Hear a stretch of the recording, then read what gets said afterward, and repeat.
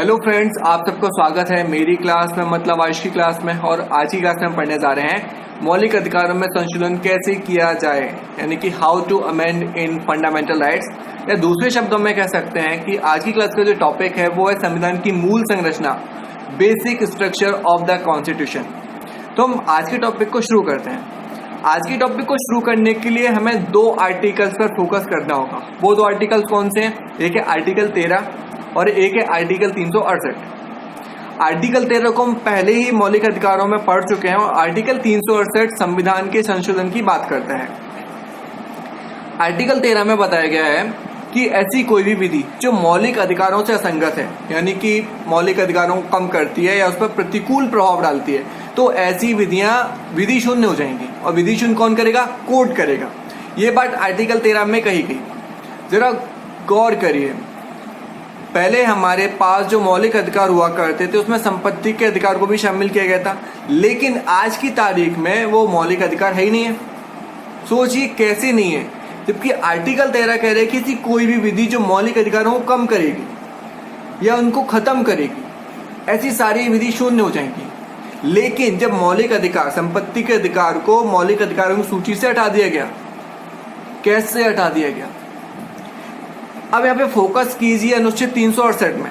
अनुच्छेद 368 में संविधान संशोधन विधि बताई गई है कि संसद संविधान के किसी भी उपबंध में परिवर्तन, परिवर्धन या निरसन कर सकती है, यानी कुछ एक्सटेंड कर सकती है, कुछ हटा सकती है। इस तरीके की जो शक्तियां हैं संसद को दी गई हैं। अब बात ये उठती है कि अनुच्छेद 13 में जो विधि बताई गई है, क्या वो विधि अनुच्छेद 368 की संविधान संशोधन विधि से अलग है या दोनों एक हैं? अगर दोनों एक हैं तो कैसे एक हैं, और अलग हैं तो कैसे? अब इस बात को इस तरीके से स्पष्ट करते हैं। जो आज की अवधारणा है, जो आज का जो कोर्ट का इंटरप्रिटेशन है, या कोर्ट आज की तारीख में जिस बात को मानता है, कोर्ट मानता है या पूरा देश इस बात को मानता है कि अनुच्छेद 13 में जो विधि बताई गई है वो विधियां सिर्फ सामान्य विधियां हैं। उस विधि के अंतर्गत अनुच्छेद 368 की संविधान संशोधन विधि शामिल नहीं होती है। इसका क्या मतलब है? इसका मतलब ये है, इसको हम जो केसेस आए उन केसों से समझने की कोशिश करते हैं।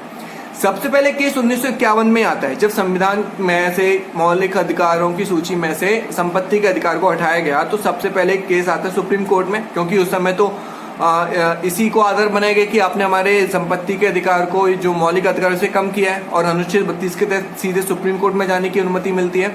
उसके तहत शंकरी प्रसाद मामला, याद रखते हैं 1951 में शंकरी प्रसाद मामला कोर्ट में जाता है। इस शंकरी प्रसाद मामले में कोर्ट ने स्पष्ट करते हुए कहा कि अनुच्छेद 13 में जो विधियां बताई हैं वो सामान्य विधियां हैं, और ये सामान्य विधियों में सिर्फ सामान्य विधियां ही शामिल होती हैं, संविधान संशोधन विधि शामिल नहीं होती जो अनुच्छेद 368 में बताई गई है।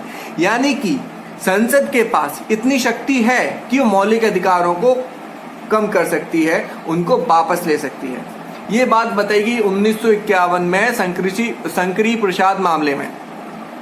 ये यहाँ पे क्लियर हो जाता है, कोर्ट ने स्पष्ट कर दिया कि मौलिक अधिकारों में कटौती की जा सकती है। अनुच्छेद 368 की विधियां अनुच्छेद 13 में जो विधि बताई गई है उनके अंतर्गत शामिल नहीं होती। ठीक, अब ये बात कुछ समय तक, कुछ सालों तक मान्य रहती है, लेकिन 1967 में एक संविधान संशोधन हुआ था। वो संविधान संशोधन के माध्यम से, मतलब नौवीं, वो जो संविधान संशोधन हुआ था वो 9वीं अनुसूची से संबंधित था। उसमें भी कहीं ना कहीं मौलिक अधिकारों की कटौती होती थी। तो इस केस को, इस बात को आधार बनाकर सुप्रीम कोर्ट में जाया गया।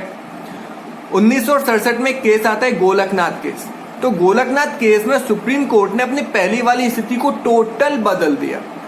सुप्रीम कोर्ट बोलता है कि अनुच्छेद 368 में जो विधियां आती हैं, विधियां बताई गई हैं, वो विधि अनुच्छेद 13 के अंतर्गत ही शामिल होती हैं। यानी कि संसद के पास इतनी शक्ति है ही नहीं कि मौलिक अधिकारों में कटौती कर सके। शंकरी प्रसाद मामले में उसने बोला कि संसद के पास शक्ति है संशोधन करने की मौलिक अधिकारों में, लेकिन 1967 में गोलकनाथ केस में सुप्रीम कोर्ट बोलता है संसद के पास इतनी शक्ति है ही नहीं। दोनों केस एक दूसरे से जस्ट अपोजिट हो गए हैं, दोनों के डिसीजन एक दूसरे से अलग हैं। ठीक, ये बात चलती है। आगे चल के 1971 में एक 24वां संविधान संशोधन होता है। उसमें स्पष्ट कर दिया गया कि अनुच्छेद 368 की विधियां और अनुच्छेद 13 में बताई गई विधियां दोनों अलग अलग हैं। यानी कि अनुच्छेद 368 में जो विधि बताई गई है वो विधि अनुच्छेद 13 के अंतर्गत नहीं आती।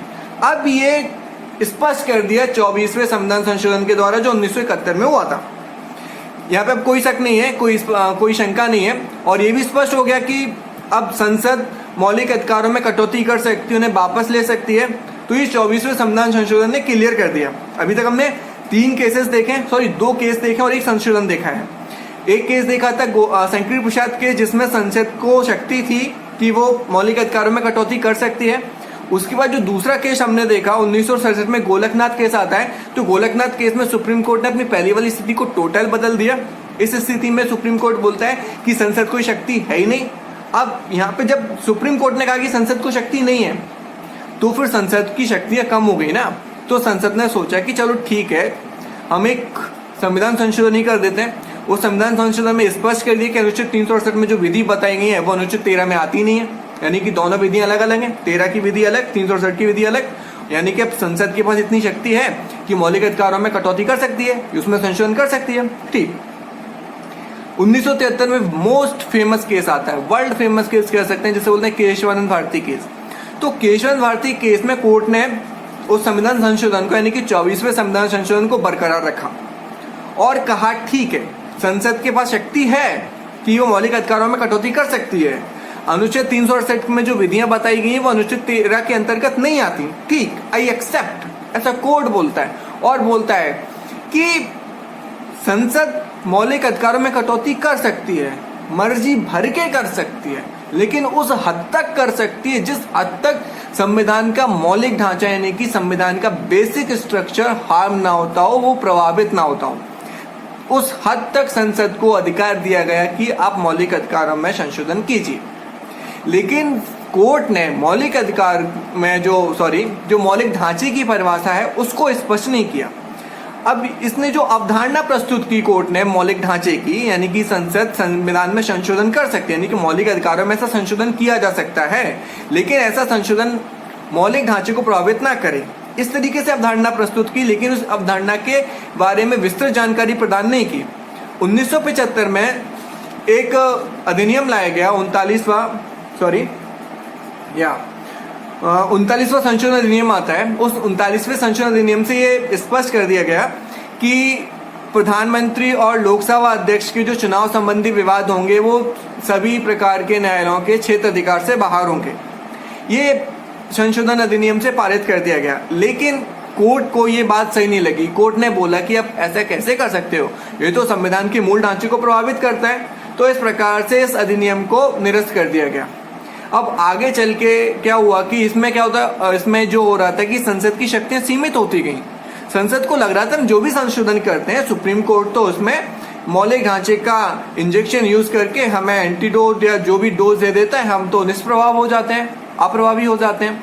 तो इसको मद्देनजर रखते हुए 42वां संविधान संशोधन किया गया। उसमें कहा कि संसद 368 के तहत, यानी कि अनुच्छेद 368 के तहत संविधान संशोधन कर सकती है। अब ये संविधान संशोधन इतना प्रभावी होगा कि इसमें न्यायालय कुछ नहीं करेगा, भले ही वो संशोधन मौलिक ढांचे को प्रभावित करता हो, मौलिक ढांचे का हनन करता हो। ठीक, ये हो गया। आगे चल के 1980 में मिनर्वा मिल केस आता है। तो सुप्रीम कोर्ट ने कहा ठीक है, ऐसा है, आप हमारी शक्ति को कम करोगे। तो सुप्रीम कोर्ट स्पष्ट करता है कि न्यायिक समीक्षा, जुडिशियल रिव्यू संविधान की मौलिक ढांचा है, संविधान का मौलिक ढांचा, पार्ट ऑफ बेसिक स्ट्रक्चर, आप इसे नहीं हटा सकते। यानी कि इस संविधान संशोधन अधिनियम का ये जो हिस्सा था इसे निष्प्रभावी कर दिया गया, शून्य कर दिया गया, क्योंकि इसमें जुडिशियल रिव्यू यानी कि न्यायिक समीक्षा के लिए कोई स्थान नहीं था। कोर्ट ने स्पष्ट किया कि जो न्यायिक समीक्षा है वो मौलिक ढांचे का भाग है, आप इसे संविधान संशोधन के माध्यम से नहीं हटा सकते। तो संसद पूछती है कोर्ट से कि आप हमें बता दीजिए कि क्या क्या संविधान के मौलिक ढांचे में शामिल होता है, हम उन्हें छोड़ के बाकी चीजों में संशोधन करेंगे। तो कोर्ट बोलता है ऐसे कैसे सर जी, ठंड रखो, बी कूल, आप संशोधन करते जाइए, हम बताते जाएंगे कि ये मौलिक ढांचा है या नहीं है। यानी कि अगर हम स्पष्ट तरीके से समझने की कोशिश करें तो कोर्ट ने अभी तक ये स्पष्ट नहीं किया है कि मौलिक ढांचे में क्या शामिल होगा, क्या शामिल नहीं होगा। लेकिन अभी तक जो केस आए हैं, कोर्ट ने जो अपने इंटरप्रिटेशंस दिए हैं, तो उन बेसिस पे हम ये कह सकते हैं कि किस किस चीज को मौलिक ढांचा माना गया है। जैसे कि आर्टिकल 14 में जो समानता बताई थी वो मौलिक ढांचे का हिस्सा है। धर्मनिरपेक्षता, सेक्युलरिज्म हमारे संविधान का मौलिक ढांचा है। ये जुडिशियल रिव्यू हो गया है, विधि का शासन मौलिक ढांचा है। तो इस तरीके से काफी सारी लिस्ट है, मतलब काफी सारी चीजें हैं जो मौलिक ढांचे में शामिल की गई हैं।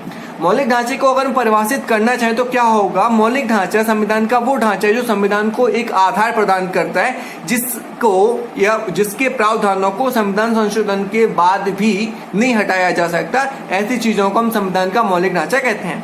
तो ये था टोटल कंसेप्ट कि संविधान का मौलिक ढांचा क्या है, या संविधान में जो मौलिक अधिकार प्रदान किए गए उनका संशोधन कैसे किया जा सकता है। संविधान में जो मौलिक अधिकार प्रदान किए गए हैं उनमें संशोधन अनुच्छेद 368 के तहत किया जाता है, जिसमें विशेष बहुमत का प्रयोग किया जाएगा। विशेष बहुमत में भी कौन सा? उपस्थित और मतदान करने वाला का 2/3 बहुमत, जो कि कुल सदन संख्या के 50% + 1 से कम ना हो। तो इस तरीके का जो प्रावधान है, इस प्रावधान के माध्यम से मौलिक अधिकारों में संशोधन किया जा सकता है। तो आई होप कि आपको ये कंसेप्ट समझ में आया हो। तब तक के लिए thank you, bye bye, take care.